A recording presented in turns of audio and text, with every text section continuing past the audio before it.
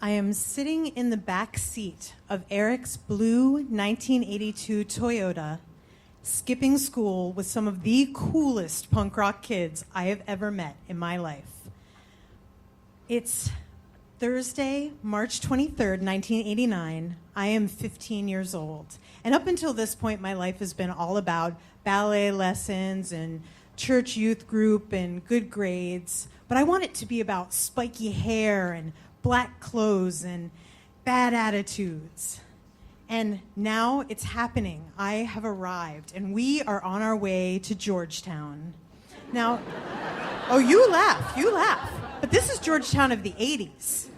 At Wisconsin and M Street, there are thrift stores and record shops and art house theaters. You go toward the Exorcist steps, you can go into Electromax and get a fake ID, then swing into Smash and get the newest Fugazi record, and then head over to Posers and listen to Mohawk Adam DJ. I know, right?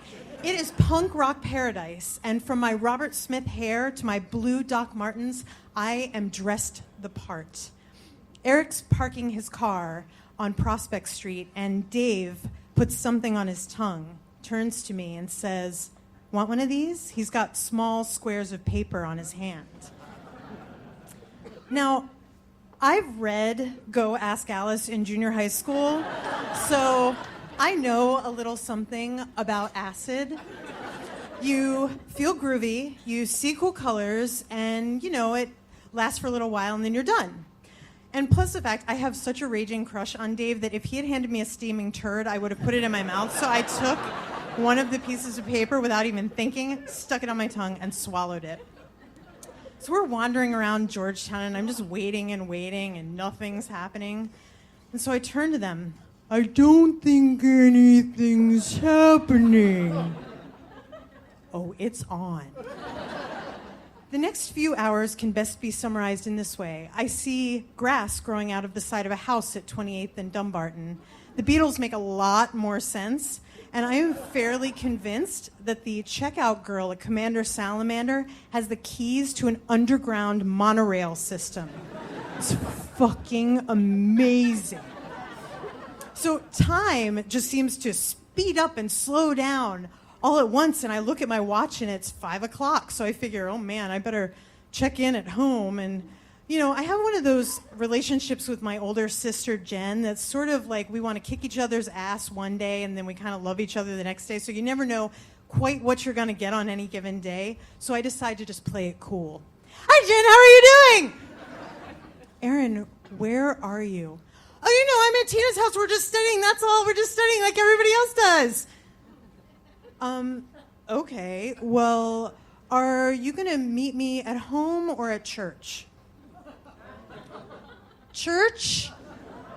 "Yeah, dumbass, we have to be there at 6:30 for the service."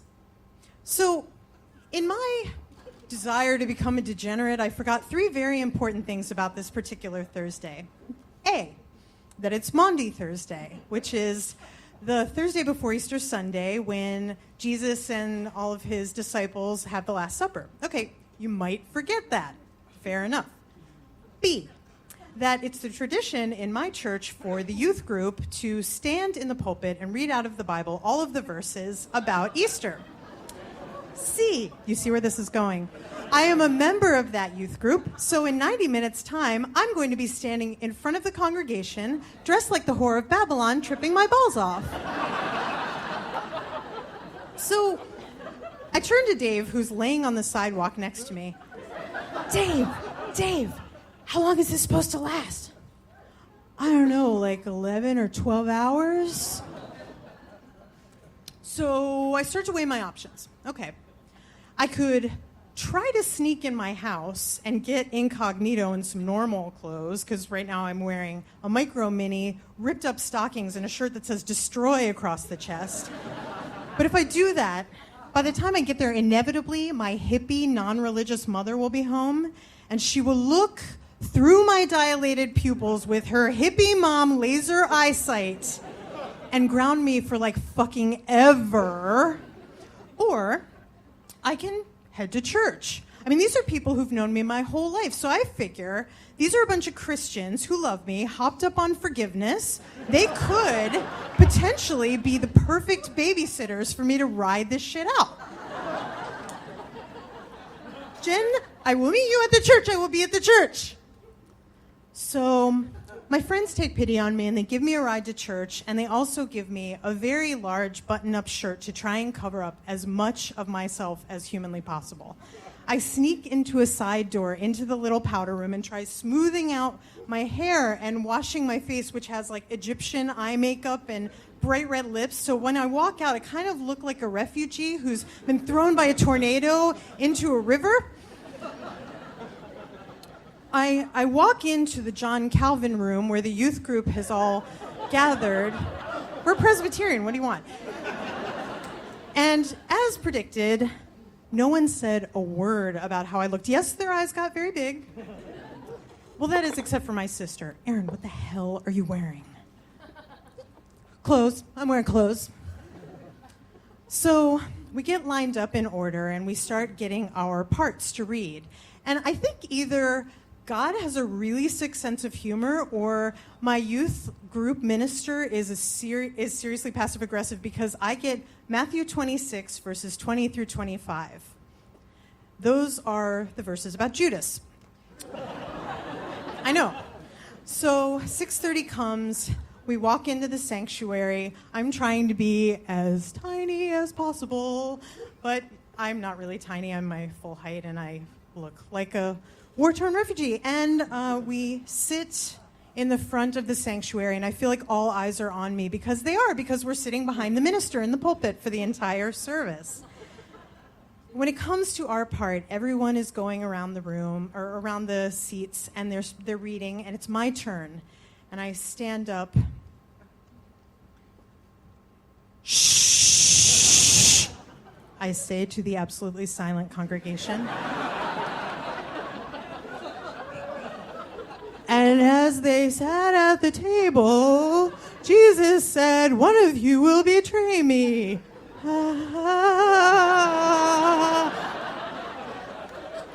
And as they sat at the table, Jesus said, "Oh, shit, shoot, damn." I whisper into the microphone, but it's not really a whisper. It's like the shit sprinkles that float down onto the shit sundae that I've made for myself up until this point. I rush through the rest of my reading and sit down. I am so paranoid. And somehow, mercifully, the service is over almost as quickly as it began. Thank goodness for that time continuum going on. We start to walk out of the sanctuary and into the night. And I am amazed that not only did I not get hit by lightning at any point in the last hour, but people are actually coming up to me and saying, "You did such a great job considering how nervous you are."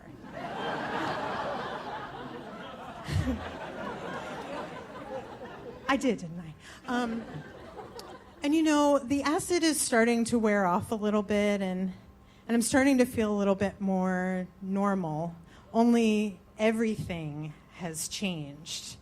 I loved today, and I want more. Ballet classes fly out the window for boys. Good grades fly out the window for partying. And I am not going to set foot in a church for another 10 years. I wish I could go back in time. I wish I could tell myself to slow down. Take it easy. Get a day planner, for the love of God. But, I had to trip a lot more and fall a bunch to figure that out. Thank you.